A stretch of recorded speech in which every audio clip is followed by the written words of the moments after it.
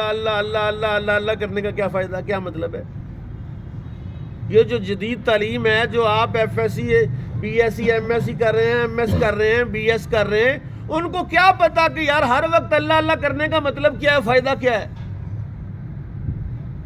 وہ تو یہ کنسیپٹ ہی نہیں ہے ان کا کہ قبر میں جا کر جب بندہ قبر میں اتر جاتا ہے, قبر میں اس کو لٹا دیتے ہیں, اوپر سلیبیں ڈال دیتے ہیں, مٹی ڈال دیتے ہیں, اس قبر کی اندھیری کوٹھری کے اندر بندے کا عمل اٹھ کے بیٹھ جاتا ہے, روشنی کر دیتا ہے. سبحان اللہ.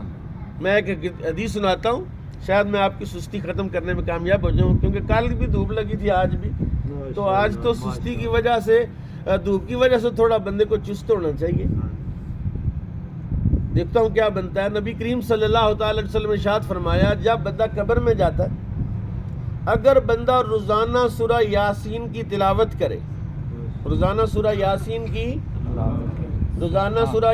کی تلاوت کرے, تو قبر یعنی عزیز و اقارب دفن کر کے جب واپس آ جاتے ہیں تو سورہ یاسین اس بندے کے اوپر لیٹ جاتی. سبحان اللہ. اگر وہ عذاب کا حقدار ہو, مستحق کے عذاب ہو, فرشتے گرز لے کر آ جائیں اس کا سر توڑنے کے لیے, سانپ بچھو آ جائیں اس کے ڈسنے کے لیے, سورہ یاسین ان سارے عذابوں کے سامنے ڈھال بن کے کھڑی ہو جاتی ہے, اللہ کی بارگاہ میں عرض کرتی ہے, مولا اگر اس کو تو نے عذاب دینا ہے تو مجھے اپنے قرآن سے نکال دے. ایک بندہ اگر روز سورہ یاسین پڑھتا ہے, روز سورہ یاسین پڑھتا ہے, روز سورہ یاسین پڑھتا ہے, فجر کا رسول اللہ نے فرمایا نماز فجر کے بعد سورہ یاسین پڑھو, صبح سے شام تک اللہ کا نور ہے, سورہ یاسین کا نور ہے جو رات تک آپ کی حفاظت کرتا ہے. سبحان اللہ, سبحان, بے شک. یہ ٹرمپ کا مسئلہ نہیں ہے بھائی جان, یہ وہ جو منمون کا مسئلہ نہیں ہے, اسلام کا مسئلہ ہے, مسلمانوں کا مسئلہ ہے, دولت مند کا مسئلہ نہیں ہے. میرے کریم آقا نے ارشاد فرمایا, ایک حدیث ہے, میں تفسیر قرطبی نکال کے اگلے دن پڑھنے لگا تو مجھے ایک حدیث ملی کہ حضرت ابو ذر غفاری وہ صحابی رسول اللہ کے جن کا نظریہ یہ تھا کہ سب جیب میں کچھ بھی نہیں رکھنا چاہیے, پڑولے میں دانے نہیں ڈالنے چاہیے, شام کا کھانے کا انتظام نہیں کرنا چاہیے, سب کچھ بانٹو, شام کو اللہ دے گا, صبح کو اللہ دے گا. سبحان اللہ. یہ ان کا نظریہ تھا.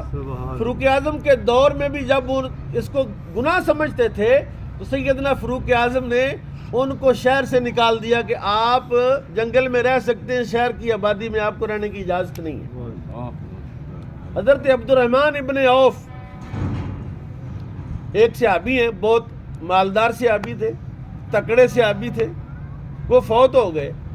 ابو ذر غفاری بیٹھے ہوئے تھے تو حضرت ابی بن کعب نے کیا کہا, انہوں نے کہا یار ابو ذر کے پاس بڑا مال, اس کے عبد الرحمن بن عوف کے پاس بڑا مال تھا, پتہ نہیں کیا بنے گا اس کا.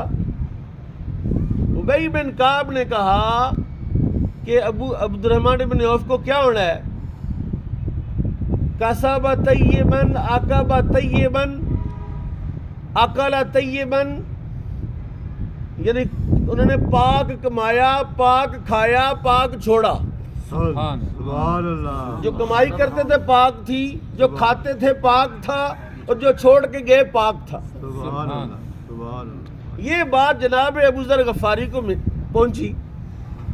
وہ آئے ڈانگ لے کے نا, ڈنڈا لے کے, اپنا عصا لے کے, ابی بن کعب کدھر ہے, کدھر ہے ابی. حضرت ابی کو پتہ چلا تو انہوں نے دوڑ لگا دی کہ مجھے مارنا پڑے ابو ذر غفاری سے.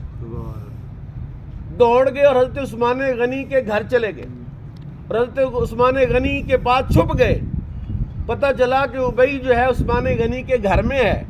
وہاں پہنچے تو کہا ادھر ابی ہے, ابی بن کعب. پتہ کون ہے ابی بن کعب, کہ رسول اللہ کی خدمت میں جبریل آئے اور آ کر عرض کی یا رسول اللہ کہتا ہے ابی سے کہیں وہ قرآن پڑھے اور آپ قرآن سنیں. سبحان اللہ. حضرت ابی بن کعب کو رسول اللہ نے بلایا کہ ابی مجھے قرآن سناؤ. یا رسول اللہ قرآن تو آپ پر اترا اور آپ سے زیادہ خوبصورت قرآن کون پڑھتا ہے؟ فرمایا نہیں، اللہ نے حکم دیا کہ تجھ سے قرآن سن۔ سبحان پوچھا یا رسول اللہ، اللہ نے میرا نام لیا ہے؟ فرمایا ہاں، اللہ نے تیرا نام لے کر کہا ابئی سے قرآن سنو۔ سبحان یہ خوش نصیب صحابی ہے۔ ابئی جو ہے وہ خوشی سے جھومنے لگے کہ میرے اللہ نے میرا نام لیا ہے۔ سبحان وہ ابئی بن کعب حضرت عثمان غنی کی اوٹ میں چھپے ہوئے تھے تو حضرت ابو ذر آ گئے۔ آپ نے فرمایا ادھر ابئی تھا۔ حضرت عثمان غنی نے کہا کہ میرے پاس ہی ہے، بات بتائیں کیا ہے؟ کہا میں بتانا چاہتا ہوں ابئی بن کعب کو، یہ کہتا کسب طیباً اکل طیباً، طیب کمایا، طیب کھایا، طیب چھوڑا۔ میں اس کو بتانا چاہتا ہوں میرے نبی نے فرمایا ہے مالدار لوگ غریبوں سے 500 سال کے بعد جنت میں جائیں گے۔ غریب لوگ سب سے پہلے اللہ جنت میں داخل کرے گا، مالداروں کو بعد میں داخل کرے گا۔